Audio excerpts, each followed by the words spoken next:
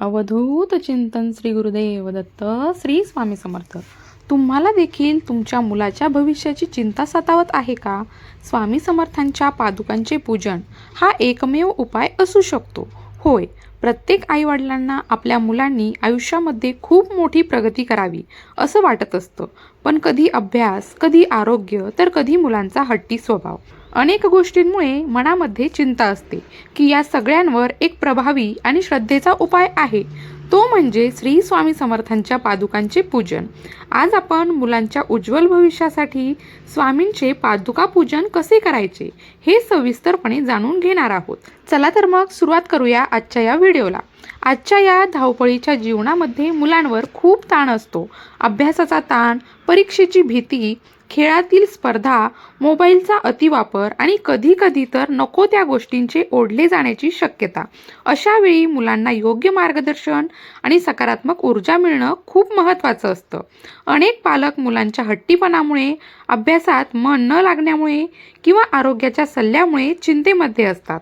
पण तुम्हाला माहीत आहे का, श्री स्वामी समर्थांच्या कृपेने यातील अनेक अडचणी या दूर होऊ शकतात. स्वामी समर्थ हे साक्षात दत्त अवतार मानले जातात. त्यांची अगाध शक्ती आणि भक्तांवर त्यांची माया ही अवर्णनीय आहे. त्यांच्या पादुकांमध्ये त्यांची चैतन्य शक्ती सामावली आहे. या पादुकांचे श्रद्धेने पूजन केल्यास स्वामींची कृपा आपल्या मुलांवर नक्कीच होते आणि त्यांच्या जीवनातील सर्व अडथळे दूर होण्यास मदत मिळू शकते. मदत मिळून योग्य ती दिशा मिळते, असे बऱ्याच जणांचे अनुभव देखील आहेत.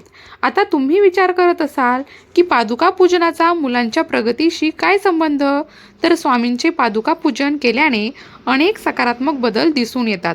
जसं की मुलांचे मन अभ्यासात लागत नाही, एकाग्रता नसते, अशी तक्रार अनेक पालक करतात. पण पादुका पूजनामुळे मुलांची बुद्धी तीक्ष्ण होते, त्यांची स्मरणशक्ती वाढते आणि अभ्यासामध्ये त्यांचं मन एकाग्र होतं.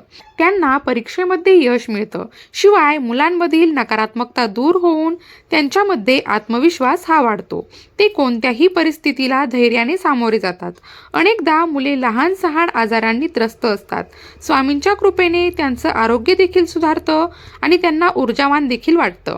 मुलांचा हट्टीपणा किंवा काही वाईट सवयी लागल्या असतील तर स्वामींच्या कृपेने त्या दूर होतात आणि त्यांना चांगल्या सवयी लागतात. शिवाय मुलांच्या जीवनातील सर्व प्रकारचे अडथळे, मग ते शैक्षणिक असोत किंवा इतर कोणतेही, ते दूर होतात आणि त्यांना यशाचे मार्ग दिसतात. आता पाहूया मुलांच्या उज्ज्वल भविष्यासाठी श्री स्वामी समर्थांच्या पादुकांचे पूजन कसं करायचं. हा विधी अत्यंत सोपा आहे. श्रद्धेनं केल्यास त्याचे अद्भुत परिणाम नक्कीच दिसतात.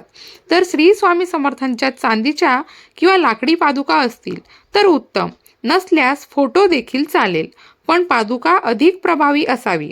एक स्वच्छ आसन किंवा पाट ठेवा. पाणी असलेल्या तांब्या किंवा कलश घ्या आणि पळी देखील ठेवा. पंचामृत ठेवा. अक्षदा, गंध, कुंकू, हळद, गुलाब किंवा इतर सुवासिक फुलं, तुळशीची पानं देखील असावीतच. अगरबत्ती, निरंजन, तुपाचं किंवा तेलाचं. नैवेद्यासाठी गोड पदार्थ, ज्यामध्ये पेढे, गूळ, खोबऱ्याचा प्रसाद देखील असू शकतो. आरतीसाठी दिवा आणि कापसाची वात घ्या. एक लहान स्वच्छ वस्त्र ठेवा पादुका पुसण्यासाठी. आता प्रथम पूजेची जागा स्वच्छ करून घ्यावी. आसन किंवा पाट मांडावा आणि त्यावर स्वच्छ वस्त्र अंथरावी. स्वच्छ केलेल्या जागेवर श्री स्वामी समर्थांच्या पादुका स्थापित कराव्यात. जर तुमच्याकडे पादुका नसतील तर स्वामी समर्थांच्या प्रतिमेचे किंवा मूर्तीचे पूजन देखील तुम्ही करू शकता. हातामध्ये पाणी घेऊन आपल्या मुलाचं नाव आणि गोत्र घेऊन, माझ्या मुलाच्या किंवा माझ्या मुलीचं नाव घेऊन, सर्वांगीण प्रगतीसाठी, आरोग्य, शिक्षण आणि उज्ज्वल भविष्यासाठी मी श्री स्वामी समर्थांच्या पादुकांचे पूजन करत आहे, असा संकल्प करावा. प्रथम पादुकांना पाण्याने स्नान घालावं. त्यानंतर पंचामृताने अभिषेक करावा. अभिषेक करताना श्री स्वामी समर्थ जय जय स्वामी समर्थ किंवा दिगंबरा दिगंबरा श्रीपाद वल्लभ दिगंबरा या मंत्राचा जप तुम्ही करू शकता.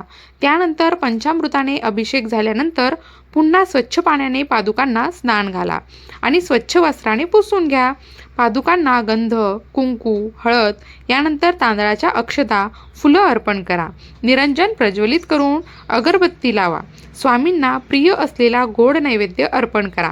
यामध्ये दूध, पेढे, गूळ, खोबऱ्याचा नैवेद्य प्रसादमध्ये असू शकतो किंवा आपल्या इच्छेनुसार कोणताही गोड पदार्थ आपण ठेवू शकता.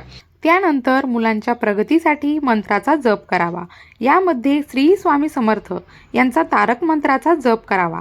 हा तारक मंत्र किमान 11, 21, 51 किंवा 108 वेळा जपावा. त्यानंतर मंत्र जप पूर्ण झाल्यावर श्री स्वामी समर्थांची आरती करावी. आरती झाल्यावर स्वामींना अर्पण केलेला नैवेद्य प्रसाद म्हणून घरातील सर्वांनी ग्रहण करावा. विशेषतः मुलांना द्यावा. शेवटी हात जोडून स्वामींना आपल्या मुलांच्या उज्ज्वल भविष्यासाठी, त्यांच्या प्रगतीसाठी, उत्तम आरोग्यासाठी आणि चांगल्या बुद्धीसाठी मनोभावे प्रार्थना करावी. हे पूजन केवळ एक विधी नाही, ती स्वामींवरची आपली श्रद्धा आणि मुलांसाठी केलेली मनापासूनची प्रार्थना आहे.